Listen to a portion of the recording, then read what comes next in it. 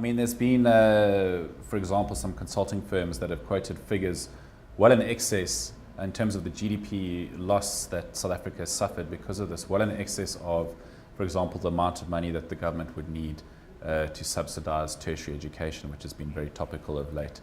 Home Affairs Minister was sort of defending their decisions and saying that the tourism industry obviously isn't marketing the country properly. Do you agree with that? I'm not going to agree with it. I think the thing is that if you look at how we were marketing, the results were speaking for themselves. There was double-digit growth happening on a continuous basis. Once the laws came in and there wasn't enough consultation with us as the tourism industry, because we said we understand the need for preventing child trafficking and controlling our borders. We absolutely agree with that. But can you work with us to find a solution that will be in both interests, not just take it or leave it? And I think that's kind of where there was the standoff. And the challenge was, you know what, how do we go beyond this? The damage has been done. You know, for us right now, it's not about pointing fingers anymore because no one's going to get anywhere. The challenge for us is saying, how do we take this message of there's been a change? What are the changes? How do we kind of amplify that through not only our social media, but through all our media channels? And telling tourists that we are still a welcoming destination. We've looked at what we were trying to do. It hasn't worked. Here's some of the changes. Know that, and then doubling up our efforts around the marketing. So it's kind of going back a bit, but I think it's a shift in the right direction. At least sanity is prevailing. And you know, the tourism industry, we are quite resilient. We've been through quite a bit. But I think also as a country, as South Africa, we've been through a hell of a lot. And these are kind of just part of the stumbling blocks we go through as we kind of redefine ourselves again as a country.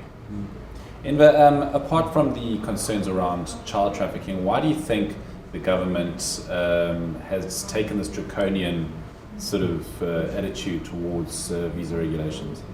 What are their other concerns? Yeah. Well, the thing is that they never told us exactly what the concerns are. The tourism industry was never really consulted through the process of, you know, when they're coming with laws. You make sure that any industry that might potentially be affected as a stakeholder gets involved in the consultation. The tourism industry wasn't.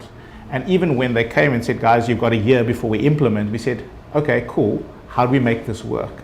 And a good example that I like to use is always around, if we look at Consumer Protection Act, everybody was fearful. We said, oh no, this is going to be the worst thing ever. But what the government then did is they had, for 18 months, they consulted with every single industry, how do we make this work for us collectively? When it was implemented, it was like smooth. Everybody dealt with it and we had the ability to manage it.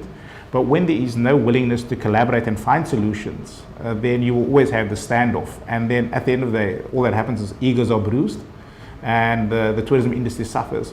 My biggest frustration as a tourism organization is that we've got big members and we've got small members. The big members will survive because they diversify their business. If this doesn't work, they can always have that to fall back on.